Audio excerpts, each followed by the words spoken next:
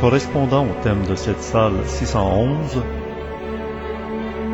dans la démarche du supramental, voici Bernard de Montréal.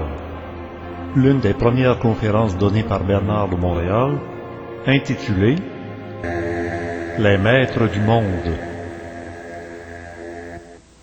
Sur la planète Terre, s'incarner ou se matérialiser,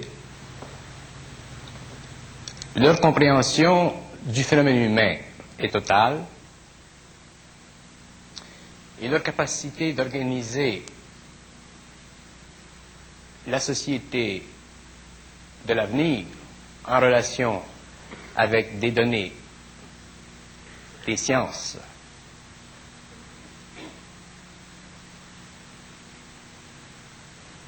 leur permettant de projeter un dynamisme dans l'avenir qui ira pendant des siècles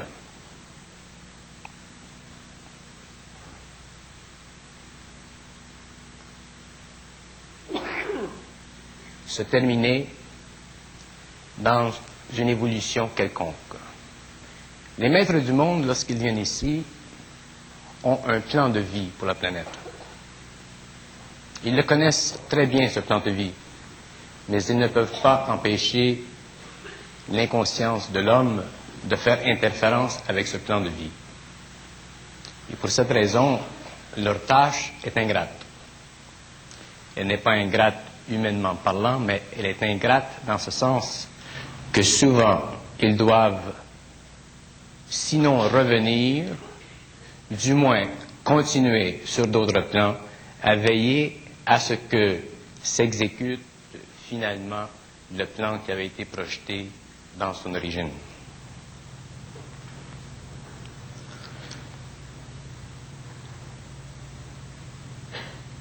L'homme n'a pas toujours eu besoin des maîtres du monde.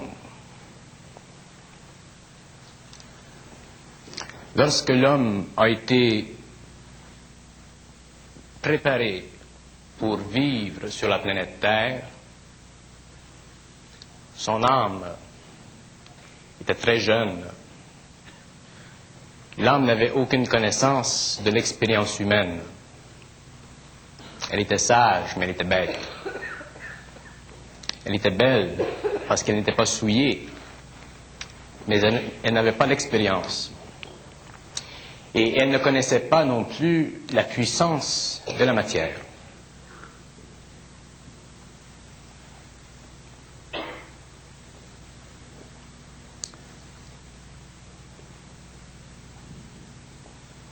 Au cours des très grandes périodes de temps qui ont évolué, qui se sont passées, l'âme est devenue éventuellement incapable de se libérer du corps matériel. Et c'est à partir de ce moment-là qu'il est devenu important pour des êtres de venir à certaines périodes de l'évolution pour rectifier la ligne d'évolution que l'homme devait suivre pour arriver éventuellement à ce qu'il doit arriver, la conscience totale.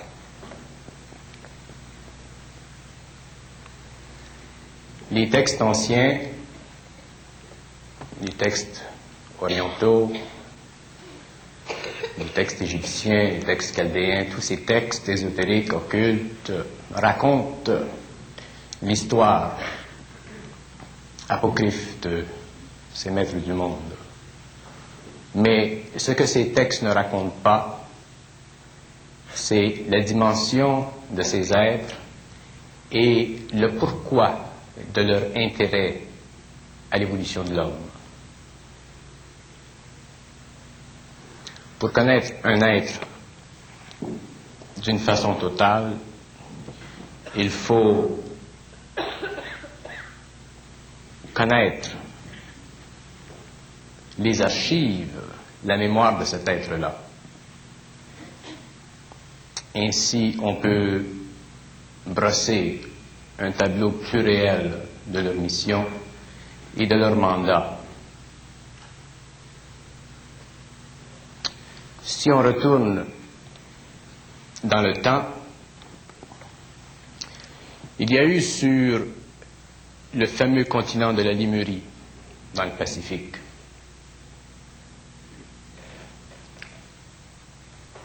Un être qui a été responsable pour la destruction finale d'une civilisation mi-éthérique, mi-physique, qui avait cessé de croître. Cette civilisation aujourd'hui continue d'exister sur les plans invisibles et le gros de sa population s'est centré ou a centré ses activités sur la Lune. La faiblesse de ces êtres, c'était la crainte.